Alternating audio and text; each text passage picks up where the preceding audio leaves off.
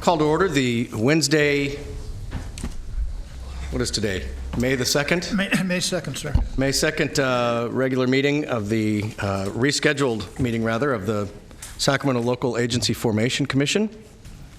And I will ask the clerk to call a roll. Commissioner Peters? Here. Greenwood? Here. Frost? Here. Jones? Here. Harrison? Here. Hume? Here. Thank you. We have a quorum. And we'll note the arrival of Commissioner Ashby, just as the roll was called. Commissioner Ashby? Here. Thank you. Great, thank you. Now if you'll please address the flag and join me in the Pledge of Allegiance.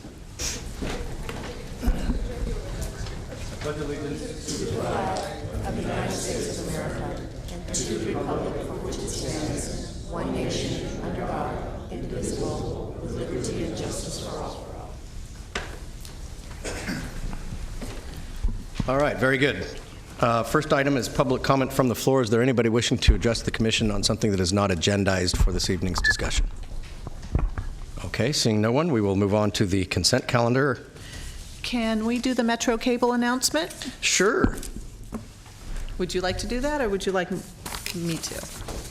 I will say that this meeting of the Local Agency Formation Commission is ablecast live on Metro Cable 14, the local government affairs channel on Comcast, Consolidated Communications, and AT&T UVerse. The meeting is also webcast at www.sacmetrocable.tv. Today's meeting will be repeated Friday, May 4th at noon and Sunday, May 6th at 9 a.m. on Channel 14. This meeting is also closed captioned. We ask that you please turn off any cell phones or noise-making devices or put them on silent. Speaker slips are located on the table in the back of the room and on the front podium. If you'd please fill them out and hand them to our clerk, Diane Thorpe, prior to wishing to address the commission. Wonderful, thank you. Next, we have the consent calendar, items 1 through 3. Mr. Chair, I so move consent. Very good. Motion and a second. All those in favor say aye. Aye. Any opposed? Consent calendar passes. Next item, please. Next item is the proposed fiscal year 2018-19 budget. Good evening, Chair, members of the Commission. Briefly this evening, you have the proposed budget for the upcoming fiscal year. It's presented this evening in order to enable us to have the time to route it to the contributing agencies, special districts, cities, and the county. The final action would be scheduled for the June 6th Commission meeting. It does, by statute, need to be adopted, the final budget, by June 15th. One of the points you'll probably notice there's a significant realignment of budget allocations at the direction of your commission, and in recognition of a change in staffing with the retirement of the previous executive officer. We've realigned some of that salary savings to fortify the professional services account in the event we, as staff, feel the need for some consultant support. And also, we've more significantly used a good amount of 70,000 plus to kind of pay down the reliance on the budget carryover. So we're giving it a little bit more realistic snapshot of the operations and costs and revenues for your commission. This is the thinking on this, and you may recall we did authorize, your commission authorized contract with EPS to provide some fiscal insight and assistance analysis. And the idea is that by taking this approach, we'll be moving more into a more sustainable funding model for the commission, and that should enable us to hold our costs and our assessments at today's level. No assessment increases proposed this evening by this proposed budget. With that, I'd be happy to answer any questions. Very good, thank you. Any questions for the executive officer? Seeing none, I would. Does this require action at this time, or is it receive and file? It'd be direction to myself to route the proposed budget to the affected agencies, contributing agencies, and also to agendize this for June 6th for the final budget. Okay. Is there a motion to do so? I have a motion from Sue Frost. Is a second? Second from Mr. Harrison. Moved by Frost, seconded by Harrison. All those in favor say aye. Aye. Aye. Any opposed? Very good.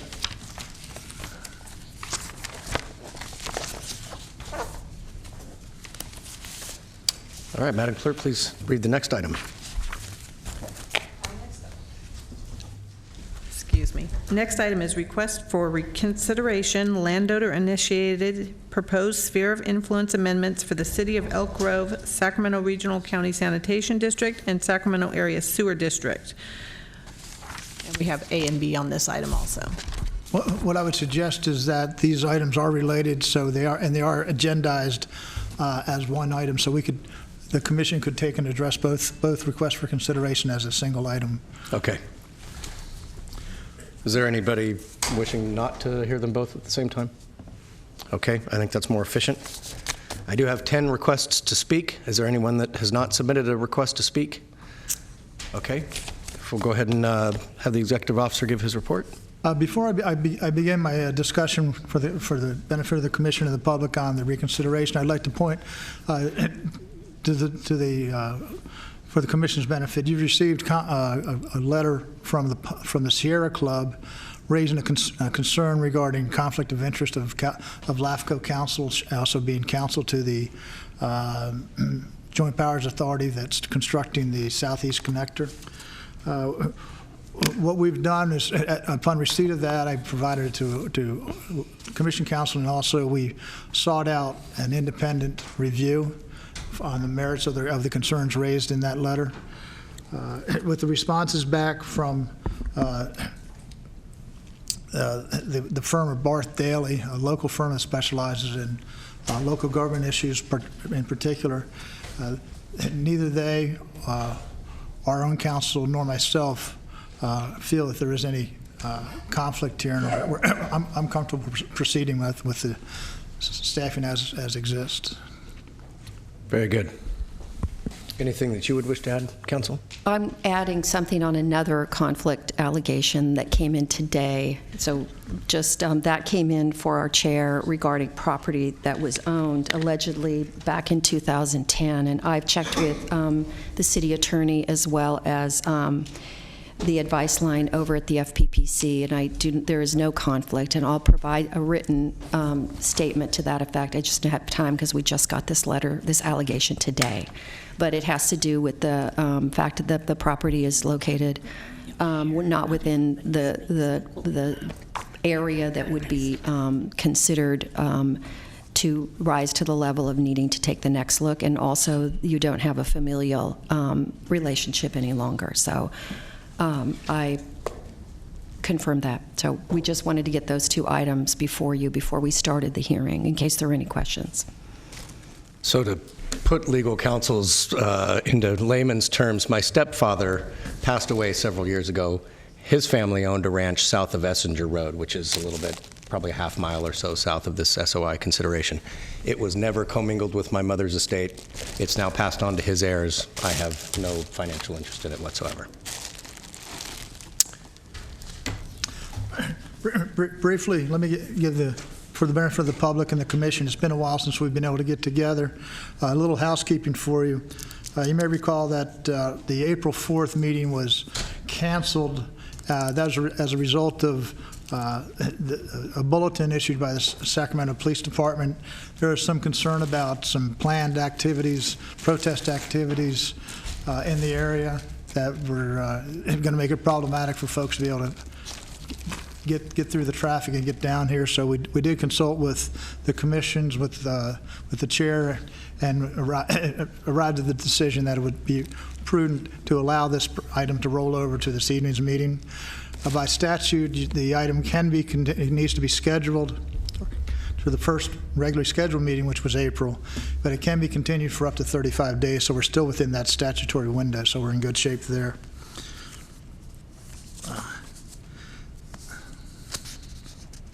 The issue before your commission this evening is one of reconsideration of a decision that your commission made on February 7th.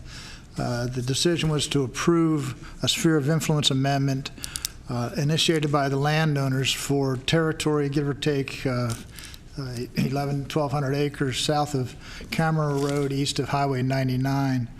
Is an amendment for the City of Elk Grove sphere of influence and the respective service providers for sanitary sewer and treatment, Sacramento Regional Sanitation District and Sacramento Area Sewer District. So the vote was to the affirmative. We did receive 2 letters within the statutory 30-day time frame, which expired on, I believe, March 9th. Both letters were submitted on March 9th.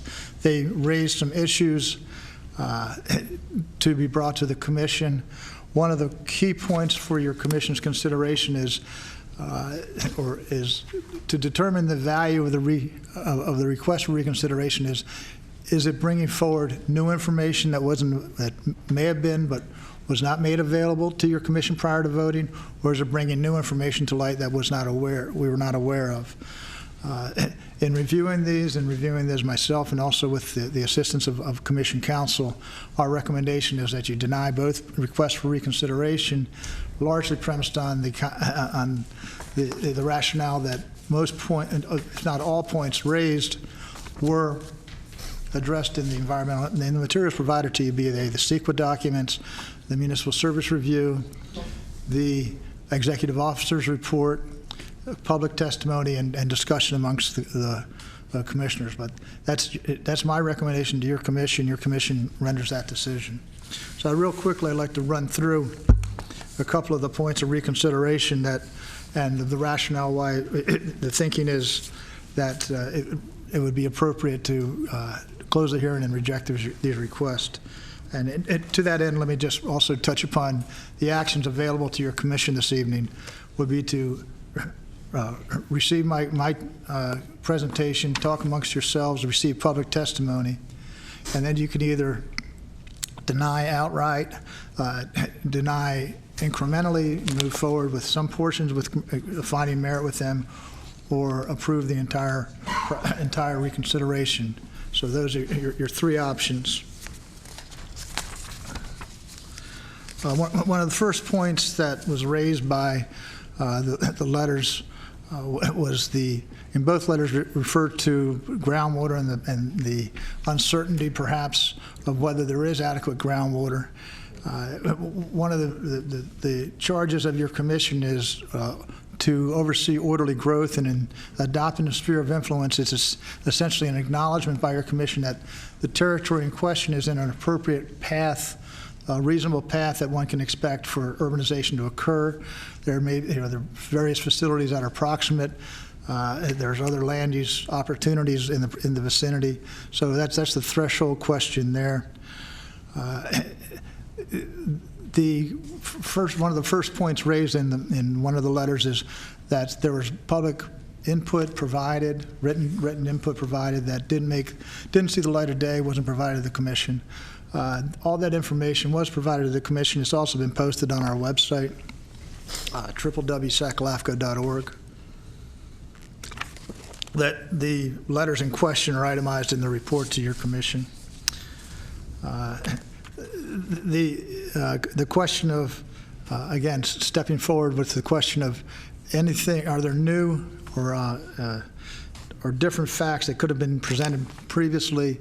Nothing was raised in either of the letters that were not previously provided or analyzed for your commission or discussed by your commission. And by definition, the letters refer to those sources of information, so they essentially self-cancel.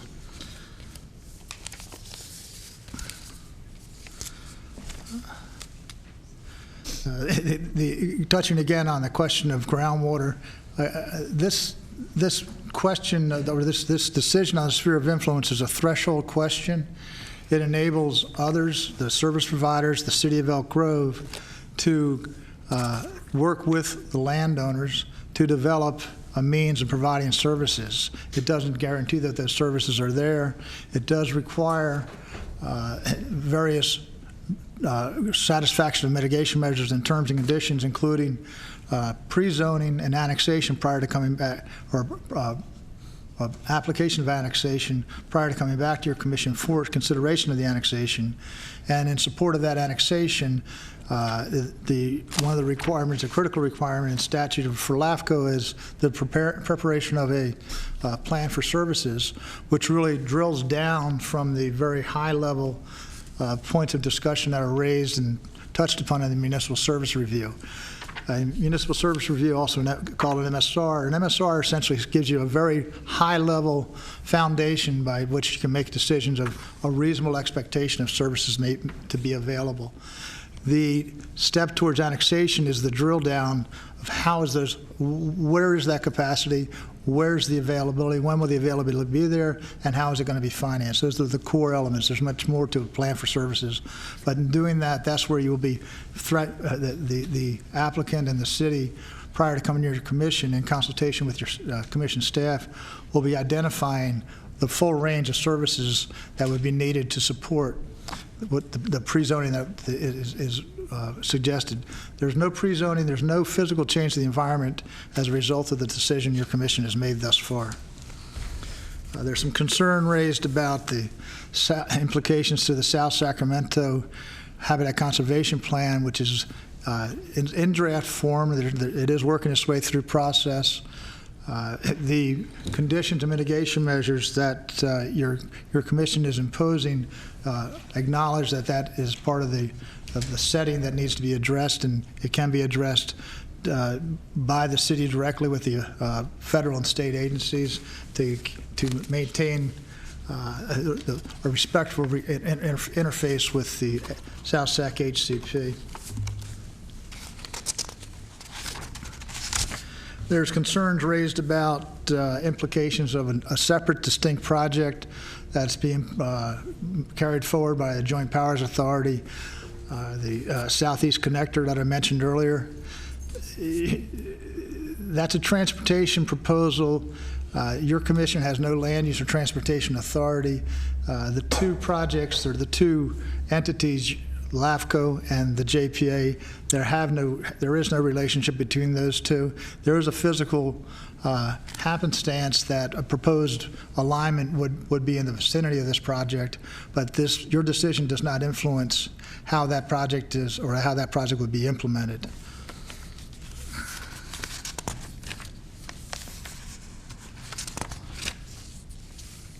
And then there's also concerns that there are a number of, in your adopting the environmental impact report, your commission adopted statements of overrides in saying that there are identified significant impacts that can't be mitigated. That's essentially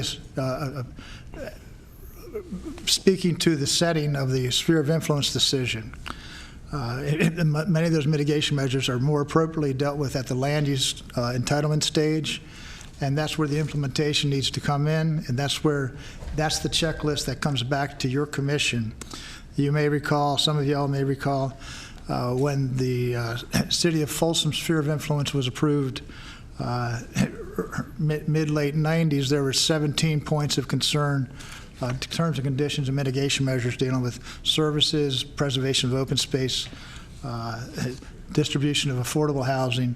All of those conditions had to be satisfied at the city level before that proposal came back to your commission for consideration of the annexation. So that was acted on about 5 years ago by your commission. The annexation's part of that.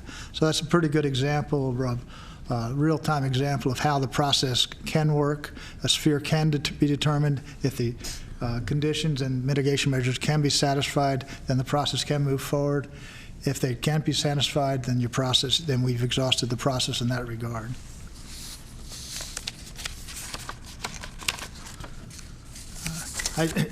I have and you have before you in your report the line-by-line responses to the letters of request and reconsideration.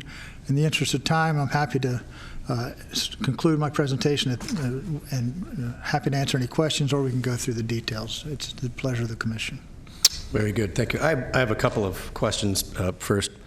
So if I'm hearing you correctly, that the deadline for raising this request for reconsideration was March 9th, And we only received the 2 letters prior to that. Correct. So all of the correspondence we've received since then did not statutorily meet that deadline. Is that? Correct. It has, it's standing, the standing is it's folks' public, it's their opinions.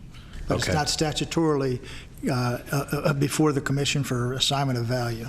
And then does that drill down and hold true to the fact that the items you have addressed in your staff report that were raised in those letters are the only admissible items to be considered for a request for reconsideration? Yes, sir. Those 2 letters are what's before your commission. Okay. Very good. Any other questions of staff at this point?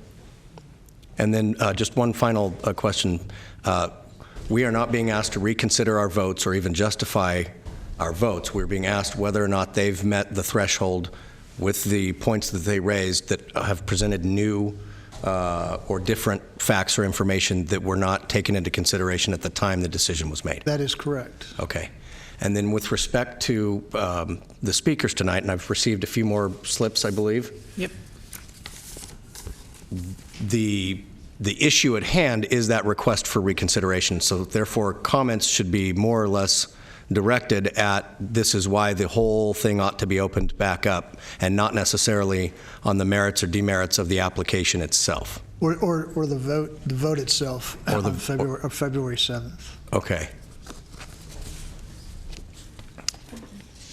Okay. Yeah, thank you.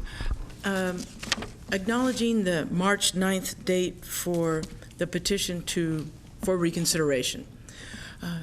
Subsequently, we have received a significant amount of additional information in support of the 2 letters for reconsideration. What is the appropriate use of this information? That information is in the record. It's for you to look at. It's not a reconsideration request itself. So it's merely there for you to assist in you making a determination about whether or not you feel that reconsideration is noted.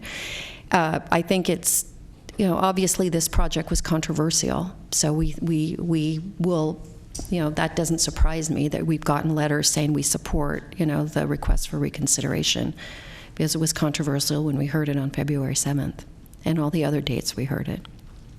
I would like to, for the benefit of the folks who took the time to give us comments, all those comments had been forwarded to your commission, and they also are available on our website. So they are here to assist us, but they're not. They don't have legal standing for reconsideration, For reconsideration. to determine the value of the reconsideration. It's a Well, I might have more it's a- questions later. I'm going to wait for presentations and discussion. Thank you. Sure. Okay. Would you bring me up the other slips? All right, so again, if you could please limit your comments to the issue at hand and not necessarily opinions on the actual application itself, we would appreciate that just for the time. And I do want to apologize for anyone that was inconvenienced by the rescheduling of the last meeting. Given the volatility on the streets at that time, I think between the executive officer, council, and myself, none of us wanted anything untoward to happen to anyone. And we wanted the opportunity for everyone to feel that they could get here safely and make their comments known. So we did postpone it a month, and we're still, as was mentioned, within the statutory time limit to hear this request. So with that, when I call your name, if you could come up, and then I'll call the next person just so we can kind of know that we're coming up next. So first up is Daniel DePorto, and he will be followed by Mr. Rob Burness.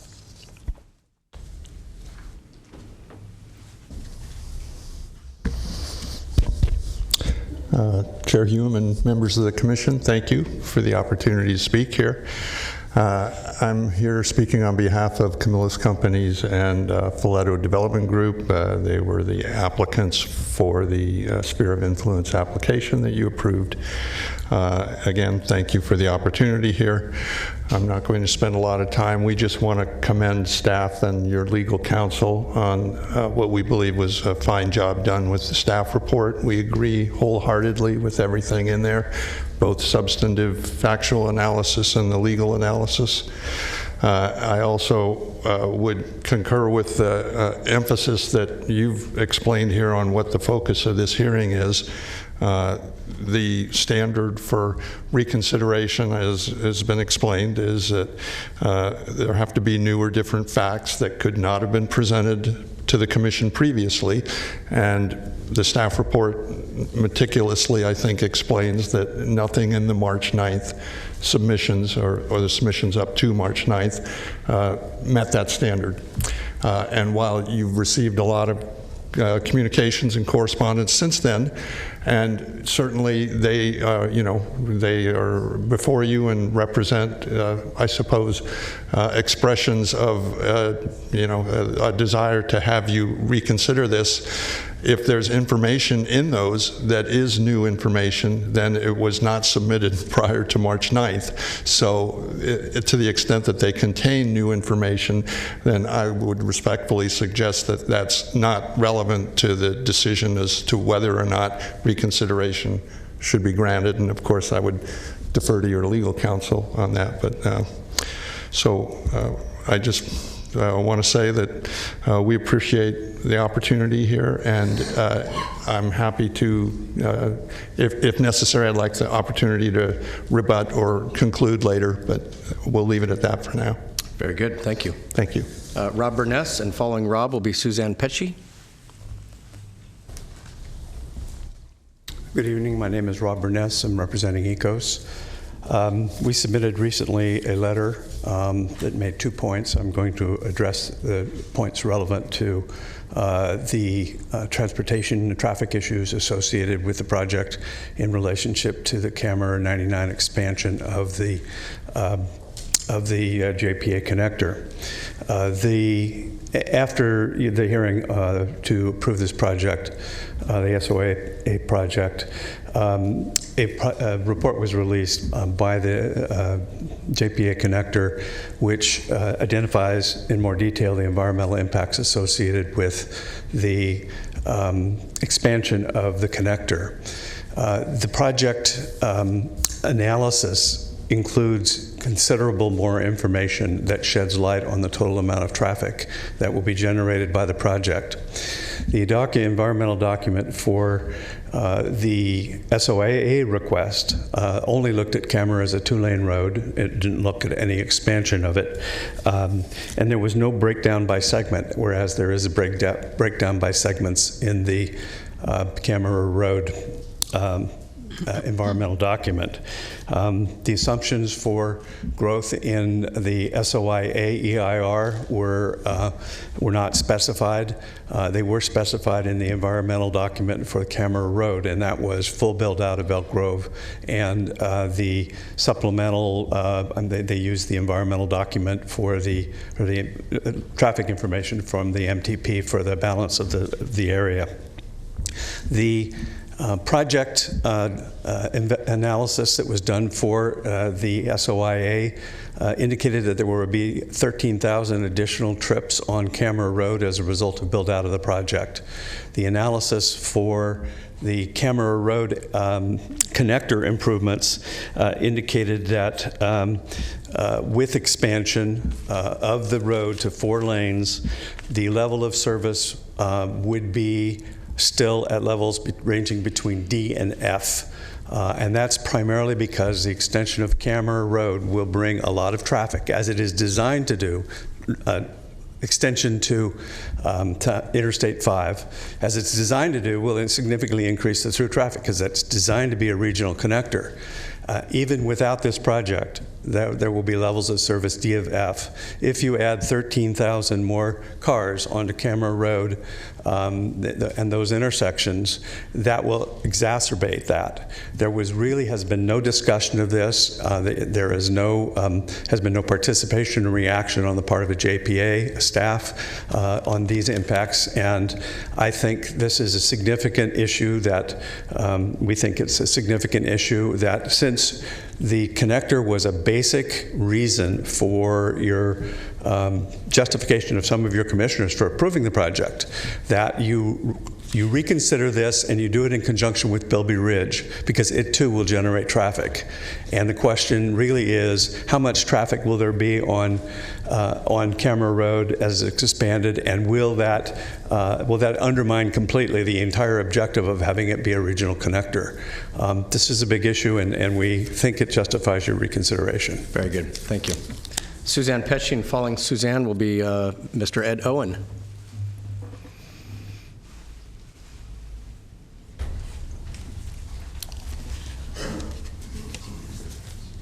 Good evening. So before I make my public comment, all of us are ready to come here at the meeting that was canceled, and I got a call at my home before leaving at 4. And so the misunderstanding that's created by the cancellation of that meeting, I think, is reflected in the non-acceptance of some of these comments for your reconsideration.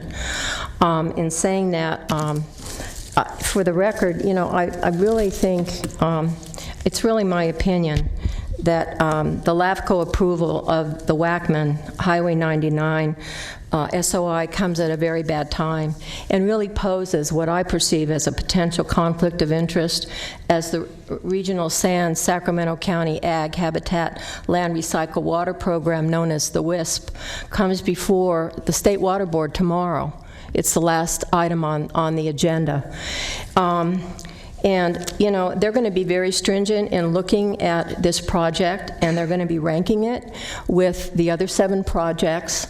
And it is really a program that is designed for beneficial use. The funding is Prop 1, taxpayer money. And the beneficial uses are for habitat, agriculture, recreation, water storage, and conjunctive use. And I do not believe that an SOI for future urbanization is one of these beneficial uses. And yet the land that LAFCo approved for this SOI, the Wackman Highway 99 property, is within the boundaries of the WISP program, which is for beneficial use. I really think that LAFCO staff really, there is no information that the Wackman Highway 99 SOI is even included in the FEIR for the WISP project, even though there is information on this project in the draft and in the feasibility study, a smaller SOI. I think staff for LAFCO really was misleading in the information that they provided with respect to withdrawal of the City of Elk Grove's SOI, in addition to the NOP that was filed for the Wackman Highway 99 project. I think our region really, I really am very much in support of this WISP project. I feel our region really needs it because it is for agriculture, it's for recreation, it's for habitat, it's for water storage in an area that is really looking to develop. And I really feel that it's been hijacked. It's been really hijacked by LAFCO staff, by the legalities of the acceptance of reconsideration comments. And all of you as elected and appointed officials really understand that you represent our concerns. You represent our needs out in South County. And you really have to look at this project. Even though it's not timely, my letter's not accepted, Thank you, the issue is still there. Thank you. Thank you. Ed, come on down. And following Ed is Lynn Wheat. Chair, if I could just for a quick moment before the next speaker, the reason the last meeting was canceled, I'll take responsibility for.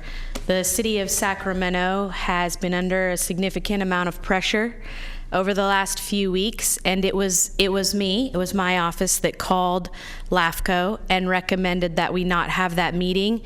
I don't regret it. I know it's an important issue, but I think everyone's safety is more important.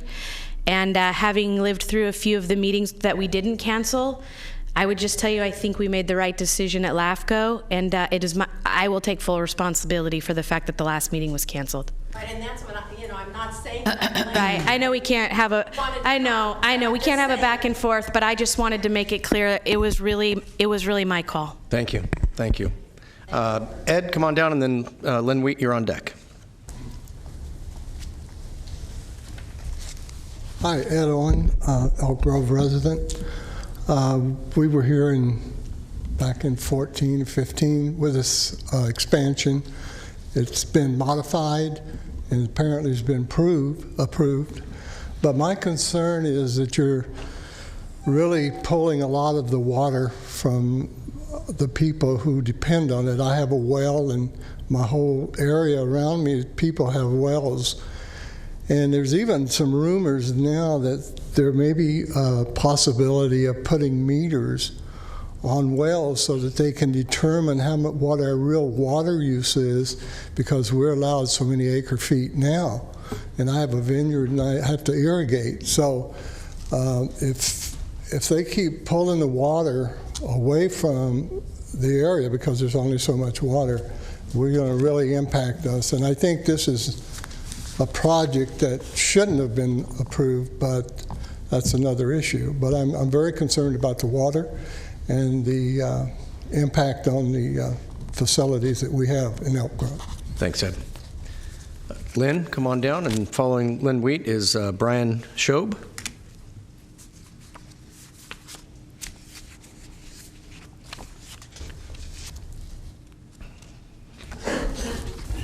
Good evening, Commissioners. I have a slide presentation, a PowerPoint that was approved, and I see that it is up now. So I've spoken to the issues about how Elk Grove's developing, and I thought it would be timely, because I've talked about it, to show you pictures, because sometimes pictures can definitely say more than my words. So we're just going to click through these, and what I've done is I've taken pictures from 2013, and I've combined them and showed you pictures of today, now, 2018. And this is for just a small area of Elk Grove, on Elk Grove Boulevard from Elk Grove Florin to Harbor Point, and then Laguna Bond from Elk Grove Florin to Harbor Point. And unfortunately, we would be here all night if I included all the pictures, so you're just going to see a brief 31 pictures.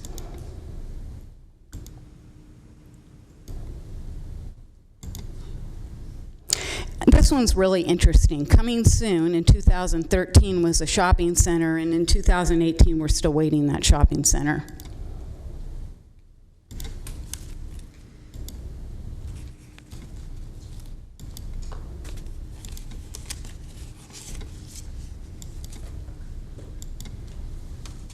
This is infill that has yet to be developed and no plans. I don't see a city sign saying project application.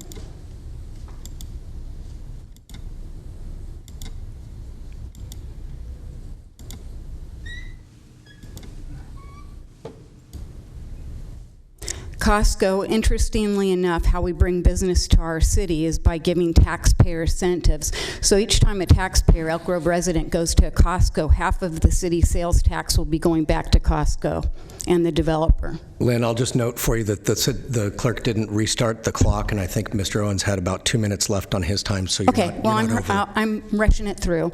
And this was a project within our city where Capital Nursery used to be. It was a commercial project, and again, our city speaks to needing to bring employment centers or places where we could have employment, and our city council rezoned this to housing and retail, and I suggested at the city council meeting, since we needed jobs, maybe the retail should be built first. But here we have the homes built first. It is a gated community, and as you can see, we have some chain link fence with that barbed wire.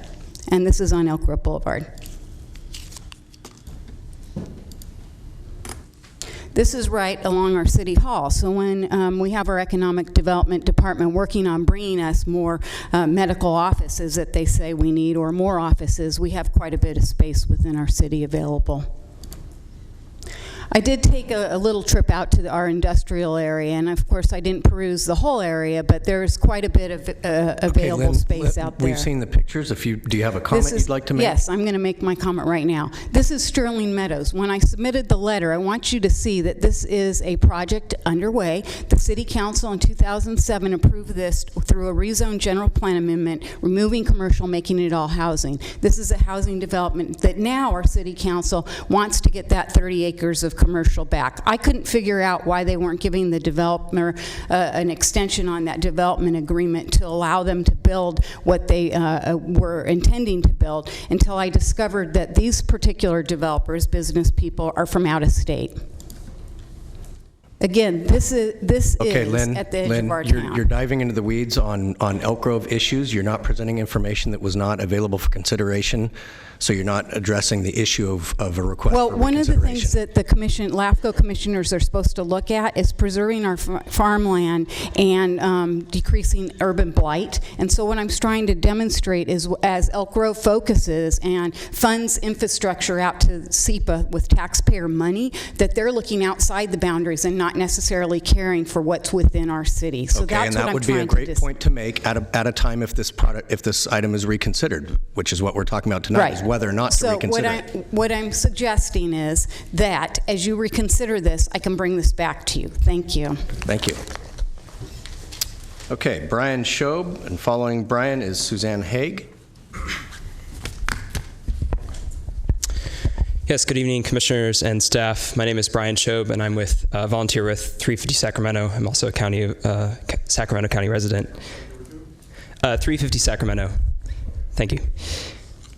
So I understand the question is there new and different information that is available now that was not available previously? I'd like to respond directly to that question. The Air Resources Board 2018 Climate Investments Report, published in March, determined that out of 48 programs the state is investing in through the cap and trade revenue, the program to protect farmland at risk of development is ranked... Hang on just a second, Brian. Can we have the Metro Cable staff pull down the slideshow and go back to the live camera? Thank you. As the son of a rancher, I don't mind the pictures of the cows, but... Agreed. So the program to protect farmland at risk of development is ranked second in terms of cost effectiveness, in terms of greenhouse gas emissions prevention and reduction. I just want to repeat that preserving farmland from conversion to development is the second most cost-effective tool we have to prevent and reduce greenhouse gas emissions. Why is that? Well, according to a case study done in our neighbor, Yolo County, by two professors from UC Davis, one in soil science and one in urban planning, an acre of urban land produces 70 times more greenhouse gas emissions than an acre of irrigated farmland. Here's another study that came out since your February decision. On February 26th, the group of 6 UC professors published a detailed review of climate change trends and impacts on California agriculture. Included in the findings, average temperatures are expected to increase 8 degrees Fahrenheit on average if we continue on a business as usual scenario.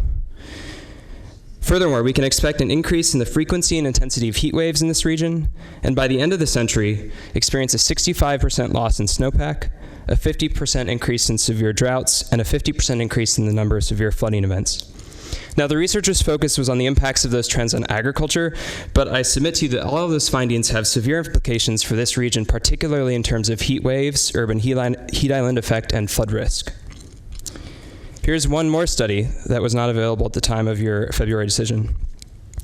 SMUD conducted an initial assessment of Sacramento County's land-based carbon sequestration potential last year, the results of which they released in December internally and to the group of technical advisors who advised the study, including myself. Land-based carbon sequestration, for those unfamiliar with that scientific term, means the process of capturing carbon dioxide out of the atmosphere through the normal process of photosynthesis to store it in soil and woody biomass. I want to read you the first paragraph of that study's conclusion briefly, and then I'll wrap up. The modeling performed for this study estimates that business as usual development in Sacramento County will result in a loss of 5.2 million metric tons of carbon dioxide equivalent of landscape carbon storage by mid-century. This quantity of carbon would exceed the entire annual emissions of unincorporated Sacramento County in 2015. These losses would be from the result of increased urbanization and the loss of natural habitats that store carbon. The largest losses result from the conversion of agriculture and shrubland. However, this emissions liability can be limited through proactive and strategic land use planning and infill development. So to wrap this up, I've just presented you with 3 recently published studies that were not priorly available. that indicate that climate change impacts will be severe in Sacramento, and if we don't rapidly reduce greenhouse gas emissions, including through our most cost-effective tool, which is farmland preservation, we're in for a real ride. So it seems to me the question before you is, as representatives of our communities, will you take this new research, new information, and the concerns you've heard from us in the community into consideration tonight? Thank you. Brian. Suzanne Haig. Following Suzanne Haig is Don Mooney.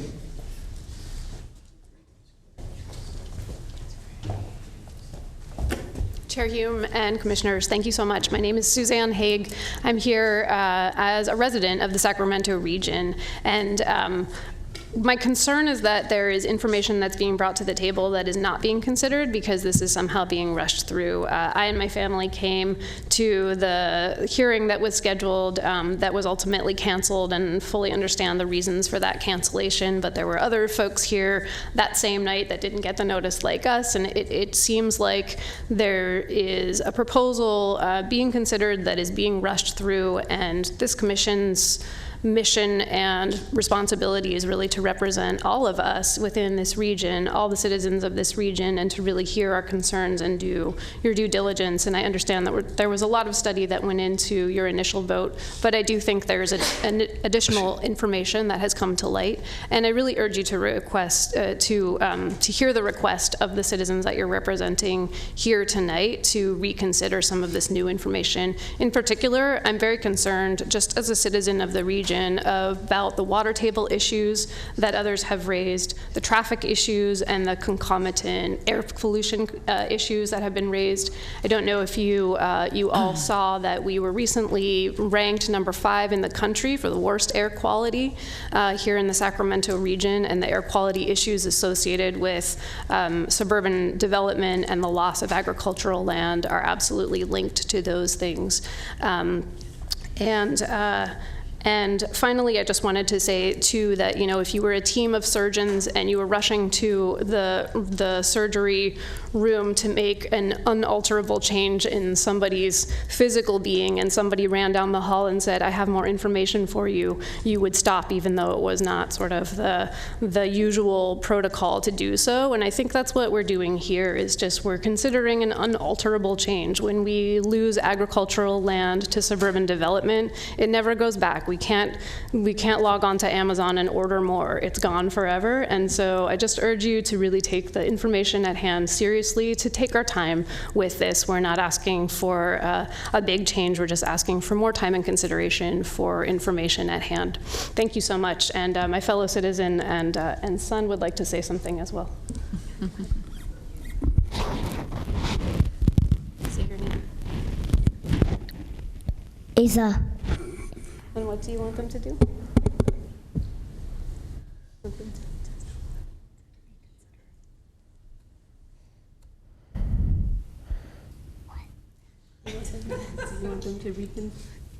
Do you want them to reconsider? Yes. I got to hear you say that. Can you even say reconsider?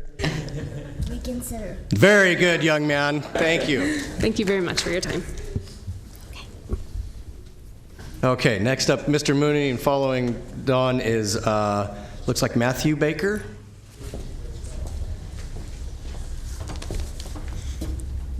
Thank you, Commissioners. Don Mooney, I represent Sierra Club, ECOS, Friends of Swainson's Hawk, and Habitat 2020, and we submitted the request for reconsideration. One of the clarifications I want to make with regards to some of the discussion about the additional letters that were submitted is I view those as they're not separate requests, but they are part of the record with regards to the requests that have been made, to the extent that they elaborate and address the issues, particularly the ECOS letter that was recently received. So while not separate requests, they do become part of the administrative record of your decision, just as the public testimony does today. So with that, and I don't really have much to say in addition to what I've already put in the letter and the request for reconsideration. I will just state that we do disagree with the staff report and the staff's conclusion that the standard has not been met. We think that there was enough discussion and enough matters raised, particularly after the public hearing had been closed, where the public didn't have the opportunity to respond.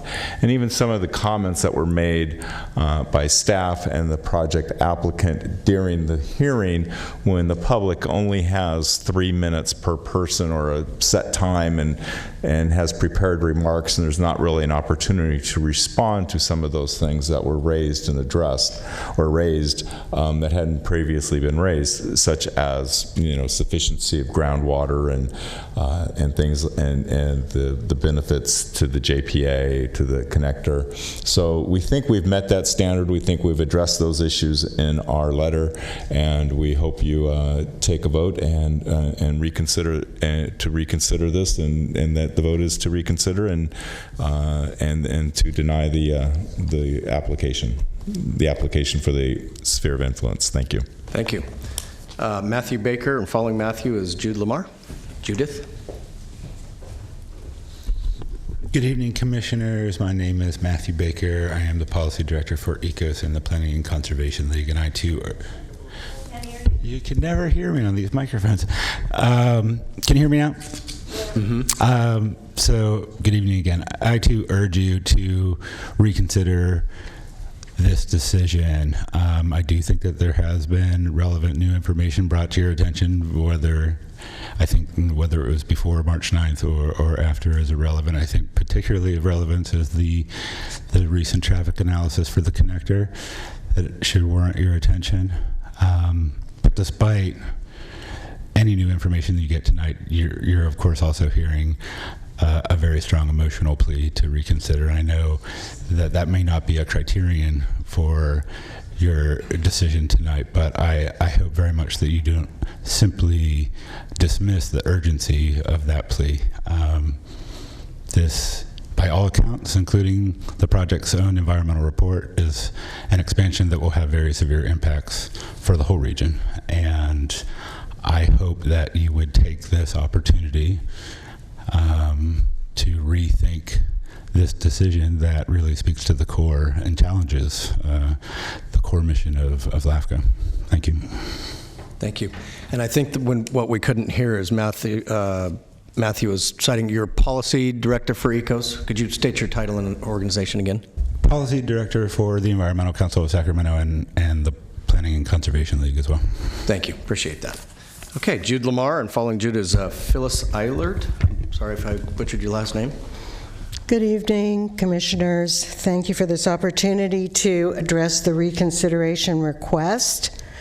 We do disagree with the staff, and one of the issues that we disagree with the staff about is the fact that new information became available after your decision that was provided by this you're getting a copy now, report, The State of the Art on Agricultural Preservation, published by the State Association of LAFCos and co-authored by the American Farmland Trust. And in this report, Cal LAFCo explains that the definition of prime agricultural land that's typically used, the federal definition, the state definition, the definition that was used in the EIR for the project is not the definition that is in the Cortese-Knox-Hertzberg law that governs LAFCO. LAFCO's definition, in fact, for prime agricultural land is different. And the report says on page 4, land that would not qualify as prime under USDA or FMP definitions of prime may qualify as prime under the LAFCO definition. For example, unique farmland and farmland of statewide importance and grazing land can still meet the LAFCO definition of prime agricultural land. So on reading this, I became concerned, as did my colleagues, that in fact the definition used for prime ag land in the consideration of the SOI had not been the correct definition, and therefore the commissioners had not gotten an analysis of prime agricultural land as required by Cortese-Knox. And I feel fairly confident of this and disagree with staff because I pretty closely read the EIR and the other documents have to do with what is the farmland that's going to be lost. And this is the threshold decision. This is where LAFCo makes a decision that we're not going to protect this as farmland anymore. We're not going to use the policies that have been used for the last couple of decades to protect this area as farmland. And so that to me is the most important part of your decision on February 7th, and why I would ask you to reconsider that decision in light of this definition and ask staff to come back with information as to whether using the Cortese-Knox definition of prime ag would change the amount of prime land that you're actually allowing to be taken out of protection. I think this merits more time and it merits your attention. For that reason, thank you for your attention tonight. Thank you, Jude. Okay, Phyllis Eilert, and following Phyllis is Alexandra Regan. My husband, Dennis Blagan, Phyllis Eilert. My husband and I were both appalled at the sphere of influence going on outside Elk Grove there, because everybody knows that's the first step towards lands development. And we heard a farmer talk a number of years ago, and he was telling us he could grow tomatoes on top of a mountain, but he said, would you want to pay for them? I think we do not realize just how important land itself is, regardless of how prime it is. And once houses are there, no, we do not go backwards. And that doesn't include things like Swainson's Hawk. We already have developed going to develop all of Natomas. That was a major place for Swainson's Hawk. Now we're going to get rid of it down there. And even, bizarrely, but I've read, even though farmland is plowed up and everything, just in the little swatches of land around the edge, a bunch of wild things grow there. And we're getting rid of it once houses are planted there. Another thing that appalls me about this is what I view as what the lady with the picture showed, and that is it's hopscotch development. We've got a ton of infill and we aren't using it. We're already figuring out where we're going to expand. All you have to do is go to Houston to see this run amok. You can't go 5 miles without going on 3 freeways, and all you're crossing in the in-between is blank land. And that's what we're talking about here. We aren't talking about making it denser. The other thing is, we seem to be out of order because we didn't make deadlines and stuff like that. Well, if you look at the side here and the suits and when they arrived, and if you look at the sides here and how the public all dribbled in, we're doing it on our own out of interest. And these guys are doing it for money. Money's a big motivator, and little people don't hear about everything always on time. And by the way, I tried to send in an email to you guys, and maybe the email I was given was wrong, but my email did not go in. So, you know, who knows what else has gone. Anyway, I think you should rethink this. Thank you. Alexandra Regan, followed by, I think it's Andy Sawyer. Hi, I'm Alexandra Regan. I'm the Director of Operations for the Environmental Council of Sacramento. I just have a few points to make quickly. We've been here before. I was here last time. And these are some things that stand out as most important to me, mainly based on not only the expertise of ECOS, which we have years of expertise within, but also a lot of the buzz that I see on social media and online, concerns about this amendment from local residents themselves. As you know, Elk Grove already has 4,000 vacant acres of land that's zoned and ready for development. So there is no need to or justification for opening up an additional 1,156 acres of farmland to development. This is a threat to our water supply, the livelihood of our local farmers, and the smart growth principles that is your duty to uphold and that are so integral to creating communities in which people want to live. as a lifelong resident of Sacramento and somebody who plans to stay here, I encourage you to please reconsider this decision. Thank you. Thank you. Andy Sawyer, please. Chair Hume and members of the Commission, I'm Andy Sawyer, Chapter Chair for the Sierra Club Motherlode Chapter, speaking in support of reconsideration.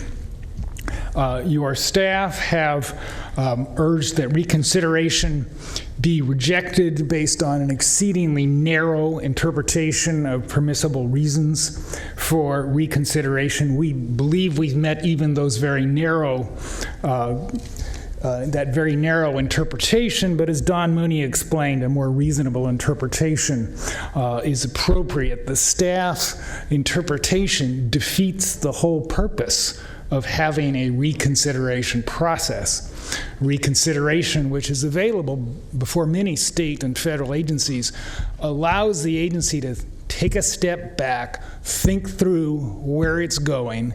It can reverse course, as we will urge if you grant reconsideration, but it can also make corrections, clarify conditions.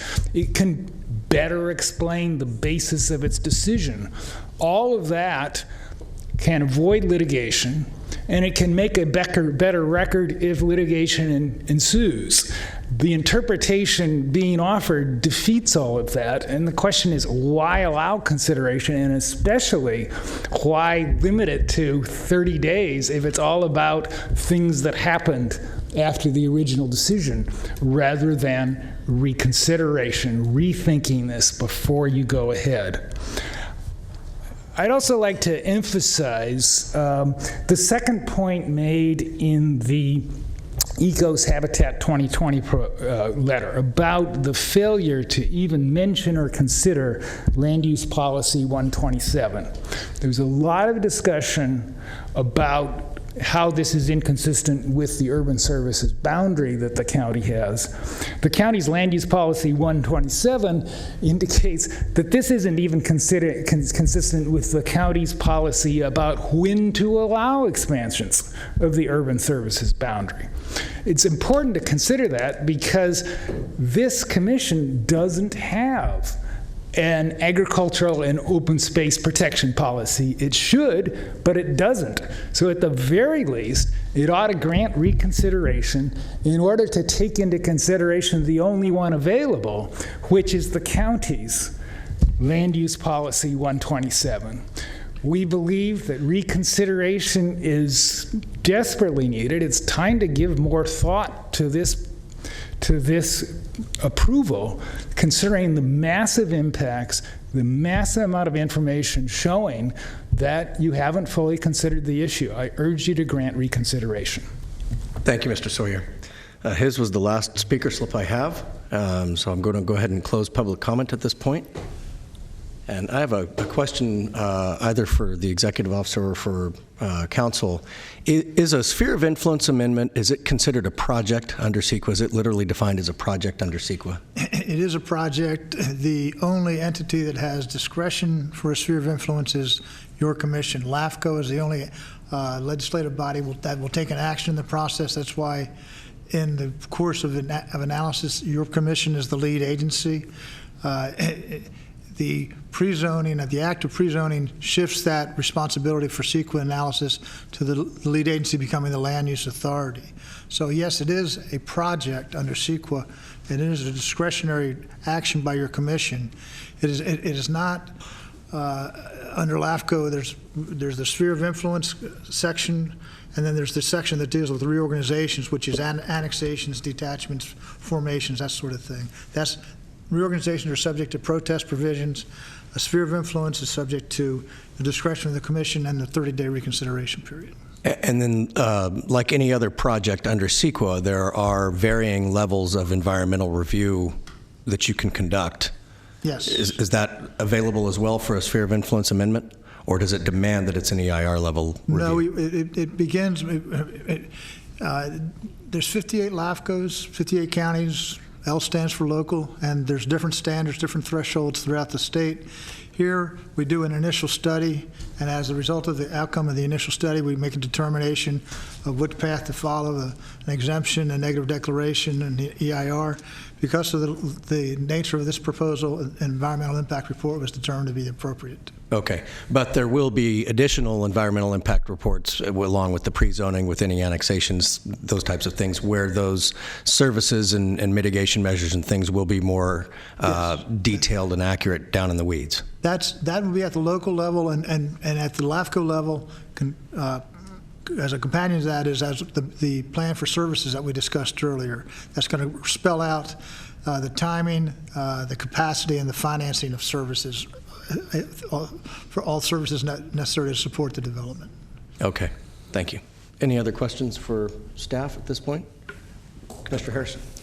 I'd like to ask the executive officer, I understand the deadline, I understand the criteria, I read your report, and hearing the comments tonight and reading the correspondence that came in subsequent to the deadline to receive comments, I'm wondering if staff still feels the same, that in fact no substantive information has been provided that would cause staff to feel any differently. I recognize it's a hypothetical question. I recognize you may not have had enough time to even review everything, because some of these things that I received were just received today. So I know some of this has been very current and very recent. But I'm wondering if your feeling as a result of what you've seen since the deadline or what you heard tonight causes staff to potentially feel any differently about the recommendation. And I understand what the recommendation is. I just want to see if you still feel as solid with the recommendation tonight as you did when you wrote it. I appreciate the question. I would go back to the executive officer's report, February 7th, that recommended approval of the project. And in that report, we spell out the process, including reconsideration. I would defer readily to the statute that lends certain clarity to the process. The public's aware of it. The policies of the commission and the Cortese-Knox-Hertzberg law are both posted on our website. I am comfortable saying that there's a 30-day statute, and past the 30-day statute, the rules change as far as the merit of information provided. I would add to that in terms of the quote-unquote, I think your question is, did we get anything new recently that would cause us to change the recommendation? And I think, and the answer, at least my answer, we're talking with Dawn, is no. And that includes the mitigated negative deck, which is tearing off an EIR that was published over 2 years ago and was already considered in our document. It includes scientific studies. We looked at climate action. We had a gentleman that was talking. We had a lot of reference to new studies that have been made or new reports. Doesn't change the statutory definition of prime ag land that we looked at. It also doesn't change the fact that we looked at climate action given all of the information that we had, and have a number of significant policies that we have to deal with at such time as something land use comes to you through an annexation. The sphere is a boundary, but it still remains within the county, and there's a lot more planning that needs to be done, and we have over 60 conditions and measures dealing with every single one of the issues that were brought up tonight: ag preservation, climate change, transportation. How are you going to get access on a limited access roadway? Those kinds of things we talked about in our environmental process. We talked about in our plan for services. We've had numerous hearings and we've had city presentations. We've talked a lot about the difficulties that there are with growth in this area. But it was the Commission's decision that, given the information that you had before you, it made sense to expand the sphere in this direction. And so what we've gotten in the last 3 weeks or 4 weeks since we were originally planning on hearing this doesn't change the fundamental information. There's nothing really new that's wasn't contemplated. Maybe we didn't contemplate a particular study, but the issue was definitely dealt with and considered by us and by staff, by your commission. So what you're saying is, despite the deadline date that was discussed, in your opinion, there's no new information which would reach the criteria that's outlined in the report that would justify reconsideration? Right, because what we say is we said this is part of the record, this information that's coming in. We're not looking at each individual thing as a whole new request for reconsideration. But just like you, we read it. We're not blind to it. So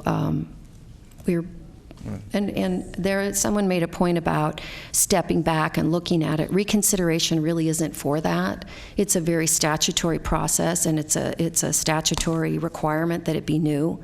It isn't something where you just say, oh, let's just look at this whole issue again. So there are limitations on what we're looking at. But to the extent that it was augmented by people, we looked at that. I think also, and I appreciate again the comments from council and the question from the commissioner. Keep in mind this project has been going through a process of analysis, review, public comments since 2015. We're not rushing to judgment, I don't believe. We've had workshops with your commission. We've issued environmental documents. We've recirculated environmental documents. We've issued draft municipal service reviews. We've received public comments, agency comments, reissued municipal service reviews. We've gone through definitely contemplative reiterations of what is necessary to find a rationale to approve this project. And I think it's appropriate that we continue to move forward. Okay. Any other questions for staff at this point? Commissioner Ashby. I thought this is what you asked, but maybe you didn't, and I just heard it wrong. But I think what I heard you both answer was, and maybe this is exactly what you asked, would you change your recommendation to support the project? But the question I thought he was asking was, would you change your recommendation for reconsideration? Because I heard you answer that your recommendation for moving the project forward would be the same, which I understand. So nothing compelling has come to you that would change your recommendation to say we shouldn't do the project. But I thought the question I heard was slightly different than that, which was, have you received anything new, even if it was past the deadline, that would change your recommendation to this body for reconsideration, not necessarily your recommendation, assuming if the body took the, made the decision to reconsider, that your recommendation would still be the same to approve the project. And so if that is the question, then I just would like to add to it a little bit. Did this report exist? And also, what about the air quality finding that was mentioned, and also the potential litigation or the avoidance of that? Do none of the three of those compel you to believe that there's new information worth reconsideration, even if post-reconsideration your recommendation remains the same? I think the white paper alluded to by one of the speakers that was issued on ag preservation by LAFCo, we provided that to your commission prior to your decision making. It was in your agenda packet for February. As the council has pointed out, there's exhaustive discussion of the environmental setting here, be it air quality, be it climate change, be it addressing the needs of the implementation of habitat preservation actions, that sort of thing. So I don't think we turned a blind eye or took a narrow view of any of these issues going through the process. Yeah, I don't think that, that's a little more accusatorial than I meant it to be. It's the packet you gave us originally was, I don't remember this, but it could well be in there. There were a lot of things in there.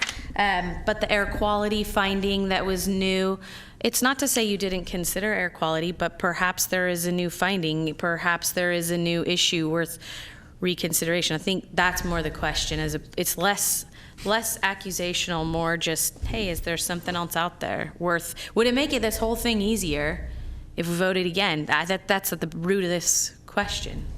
I do appreciate the clarification. I didn't mean to respond in a acerbic fashion. What I would say is that the information that we did bring forward, it's adequate, as we've discussed at the outset and throughout this process, to support a decision of a sphere of influence amendment approval. there's a much different threshold that your commission has to consider at the next stage of action, which would be an annexation. That's where you start getting on the ground. That's where the physical implications and impacts start to manifest themselves. So I believe keeping it at the policy level, not at a jurisdictional decision change level, I believe that we have brought many thoughts to bear on this decision. Okay. Did you have something you wanted to add?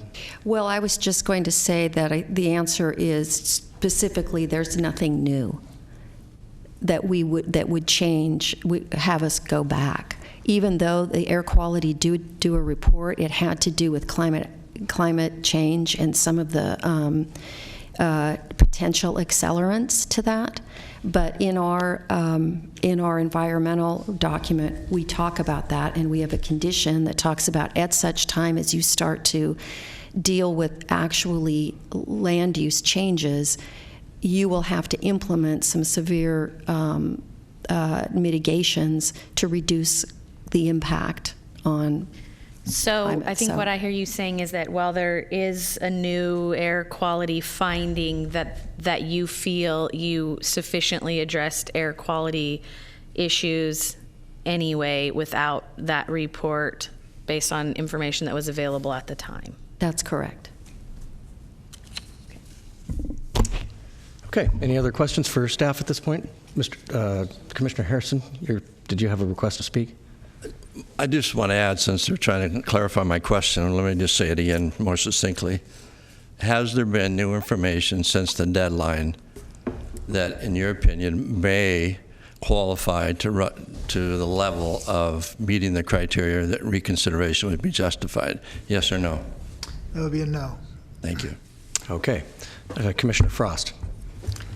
So I heard some comments and I saw some mention of a commissioner who had mentioned the connector as a basis for their decision, and I'm not sure if that's referring to me, but I just wanted to clarify that in my decision relating to the sphere of influence, my decision was based on the fact that this decision was not, this was just allowing a sphere of influence so they could begin doing some studying to see what would be the potential, and would there be enough water, and would everything, to go through all those 60 plus conditions. So that hasn't changed. I do have a question relating to, because there are a lot of details that have been brought up in relation to that potential moving forward plan, and you said 60 plus conditions? So what if those conditions, and as we're working our way, because this is going to come back, this is coming back to LAFCo if they determine there is a feasible plan moving forward? Correct. Your commission would have the ultimate decision.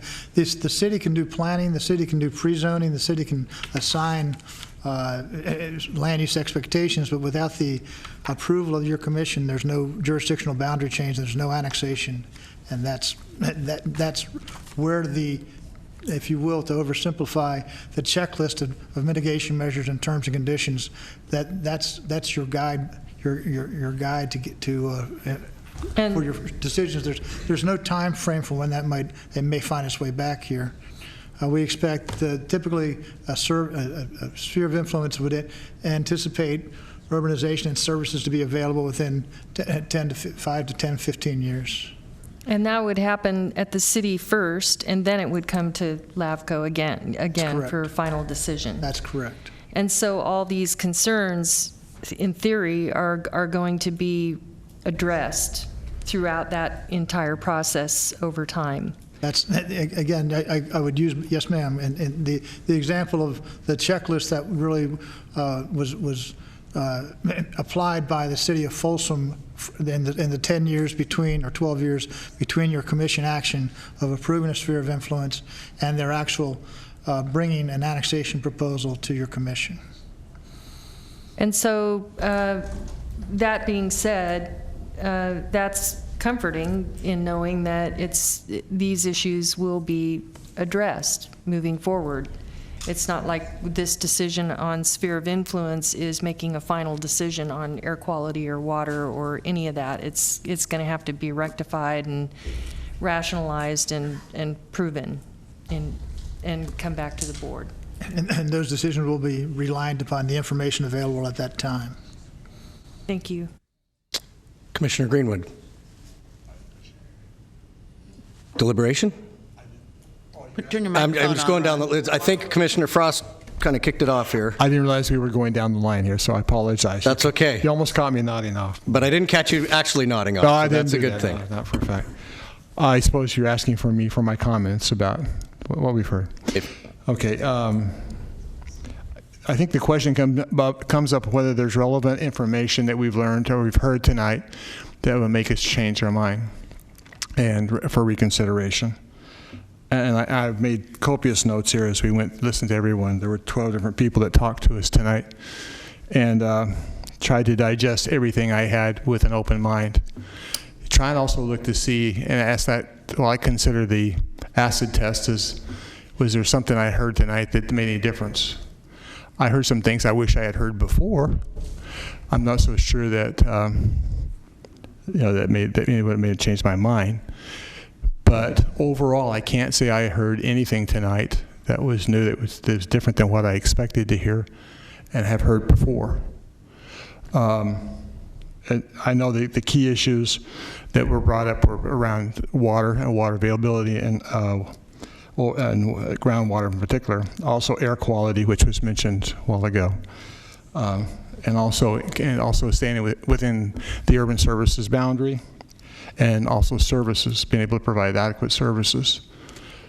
On all those issues, I thought we had discussed this over a number of meetings. We had an EIR that we had, and we had a chance to review that and study it, ask questions. Had meetings outside of these meetings with different people who wanted to talk to us. And so I have to say that I didn't hear anything new. Anything that might have been expressed, Commissioner Frost mentioned some things that maybe she was taken to task on. And of course, I know I made some regarding water and also the connector. But those were personal feelings about how I voted. They were founded on my own. What I was able to ascertain from what I read and studied and listened to. No more than that. To that degree, I have to say that I have to tell you, on all honesty, I didn't hear anything tonight that changed my vote. Okay. Commissioner Peters? No, I did not hear anything tonight that was new information, and certainly nothing that rose to the level to have a reconsideration of this vote. Okay. Commissioner Ashby? Okay, so this is like our vote, or Well, we're it's just a deliberation, sharing or- our thoughts? Yeah. Okay, I feel like I already. I'll wait till the vote Okay. is shared. Commissioner Harrison, anything to add? I think, yes, I'd like to say that I'm clear that what we're voting on tonight is reconsideration. We're not voting on the project. I voted on that in February. I feel the same way. I would not support it tonight if it were before us, but that's not what's before us. What's before us is whether or not the criteria for reconsideration has been met. And I've reviewed and respect the opinion of council and the executive officer. So for that reason, I would not support reconsideration tonight. Thank you. Commissioner Jones? Well, I have a little bit of information that I'd like to share, or viewpoint. There are two items that are mentioned in the letters for reconsideration. One of them concerns this discussion, a reference and discussion about the urban services boundary. The issue, that one, along with the definition of prime agriculture. What's happened is we have omissions here of a full commission discussion on the implications of these two policy issues. And that's what was missing. And the reintroduction through the letters for reconsideration identify these two issues. And it is now, With all due respect to staff and all my commissioners and the public, there have been tons of information, tons of pages of information. So some of this might be referenced on page 423 of Appendix C or something like this. But what's been lacking, the omission, is a public discussion with this commission on those issues. Many years ago, this commission decided to not establish an agricultural policy. It was going to be done on a case-by-case basis. We did not have a policy discussion about ag preservation at that level with this commission. It's still possible with a reconsideration. Whether or not that would change folks' votes, I don't know. That's not the issue of I'd vote the same or I wouldn't vote the same. The issue is, should there be further discussion? In the absence of an ag policy by this LAFCo, the default mechanism has been the urban services boundary. And unfortunately, we have not had a full and complete discussion of the implications of urban service boundary and what that means as applied to a case-by-case ag preservation policy for us. These are important conversations to have. Whether or not a subsequent vote remains the same or changes isn't the point. The point is we have not had that discussion. Public Resources Code Section 21002 has implications for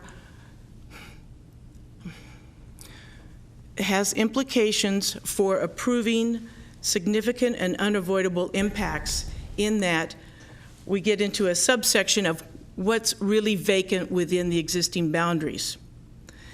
And that statute discusses the need, well, it's probably better if I just read it. Pursuant to CEQA, public agencies shall not approve projects as proposed if there are feasible alternatives or feasible mitigation measures that would substantially lessen the significant environmental impacts of the project. That ties into definition of prime ag. That ties into what acreage is truly available for development within the existing boundaries of the city of Elk Grove. So these items were brought up in the reconsideration letters, and we have not had a chance to discuss them publicly as a commission. Again, this definition of prime ag it's huge, because we're not using the CKH definition. And unfortunately, well, it's not unfortunate, we do have the opportunity to expand that conversation. And that's what I'm asking for tonight. Yeah, Commissioner Ashby. Yeah, thanks, sorry. I think, in listening to everyone's comments, maybe my bar for reconsideration just personally is a little lower. It seems maybe we just do that a little more often where I come from or something. But I mean, I hear the will of the group. I will vote to support a reconsideration just because I think it doesn't hurt anything. But it doesn't sound like it would change the vote either, because no one up here has changed their position. So it's really not going to matter. And as Member Harrison has said, I still feel the same too. I would cast my vote the same way on the other side of a reconsideration, and I didn't hear anybody move differently. So for me, the reconsideration it's fine. I don't think I have a very high bar for what new information would be. For me, the air quality report satisfies it. And I have a hard time thinking that there wouldn't be new information on anything we would ever do up here, because time is fluid, and we're always learning, and there's always something new we could consider any decision that any of us make on any given day on any board. So to me, it's easy to take a reconsideration vote. The bigger issue was anybody moved tonight, which it appears to me no is the answer. Thank you. I first want to express appreciation for everyone that came out to speak, and I apologize again for the confusion regarding canceling the last meeting, although I do believe it was a very prudent move, and for someone to have been attacked even incidentally, either making their way here or leaving this would not have been acceptable, given that we had the time and bandwidth to hear this at a later date. That being said, I guess a lot of the comments from the podium were emotional, and they were pleas for kind of, I think what Commissioner Ashby is talking about, of just hear the item again. Well, I learned a lesson very early on about ripping off a Band-Aid, that when you do it quickly, it doesn't hurt quite as much. And I think that we have had meetings upon meetings of this. We've seen environmental studies. I asked a leading question of the executive director because I know that there are LAFCos in this state that do not do EIRs for spheres of influence because they do not change the physical environment. And so therefore you're thinking speculatively about what might happen versus at a later environmental point in the process, you're able to analyze actual impacts and appropriate mitigation measures. So at that point, the water issue is going to come up, the air quality issue is going to come up, the farmland definition, how many acres are impacted and what the mitigation is for those acres is going to be addressed. And so I guess I look at it as wherever you set your bar for reconsideration, statutorily, there are rules and boundaries for that that are a part of the process, and to adhere to those seems prudent, especially given the fact that if all we're going to do is require everyone to come back out and say the same things again and address the same issues that the council has said that were on the table for consideration. And I think that everybody on this dais, whether in favor of or against, did take into consideration the magnitude of the decision at the time that it was made. And the decision has been made. And I think the only people that would be happy to come back and hear it all over again are the suits that were referenced over here that get paid to be here. And not saying that we wouldn't be willing to do that heavy work, but most of these folks are volunteers. We've made a decision. I still stand behind that decision. I don't think I've seen the threshold for reconsideration, so I would entertain a motion. I'd move to deny the request for reconsideration. Okay, there was a motion to deny the request for reconsideration. It was moved by Commissioner Peters, seconded by Commissioner Greenwood. Commissioner Jones, did you have a question? Well, I had a request pending, just to note that a reconsideration would initiate a fuller discussion, and it would help add to our knowledge base going forward, whether or not we'd make the same decision or not on the SOI. It's a good time to start building our knowledge base and having full discussions for any potential future annexation discussion as well. I don't want these issues to be forgotten or buried. Then I think as a future comment from a commissioner, let's agendize that. But I don't think it necessarily changes where we are today on this particular application. I cannot disagree. Okay, thank you. So we have a motion and a second. All those in favor, please signify. Wait, no. This is, excuse me, Mr. Chair, point of order. We're doing a registered vote, correct? Not verbal. Correct. And the motion is to deny. Is that correct? Deny the request, correct. Okay, thank you. Okay. All those who wish to deny the request for reconsideration, please mark yes. Those who wish to not deny the request, please mark no. Double negative.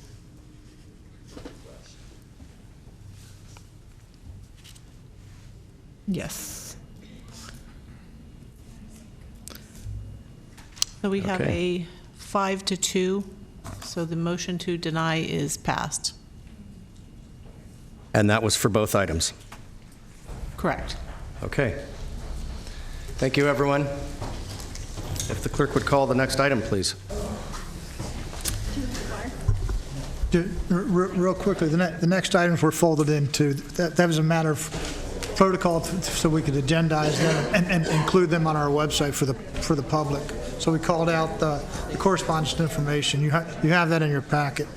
I think he's talking about item 6. We're having trouble hearing you. If we could hold on for just a moment while we clear the room, it's difficult to hear. If everyone could please leave quietly.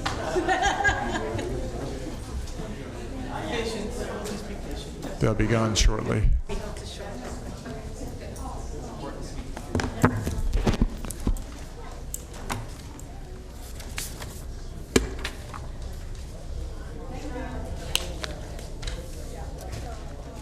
Okay, the doors are closing and the remaining audience members don't look too unruly, so we'll go ahead and continue.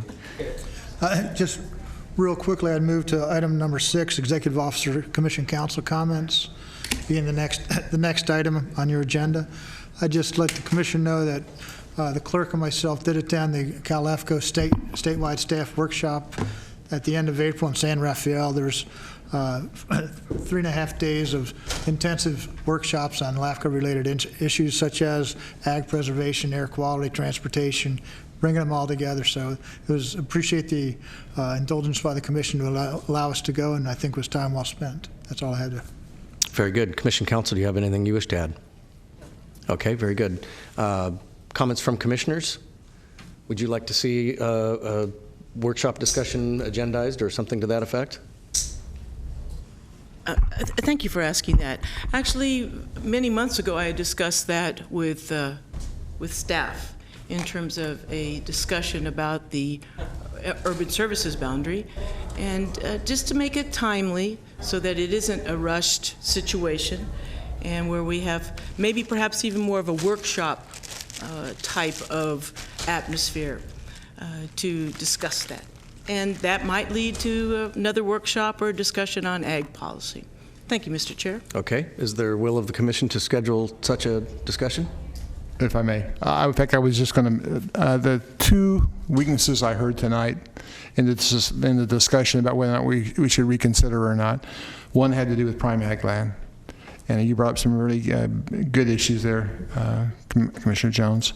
I think we need to have possibly a workshop, and I would strongly support that. And so we developed some kind of a policy going forward, because you said at one time, you said even if we did reconsider, it might be a learning process for us.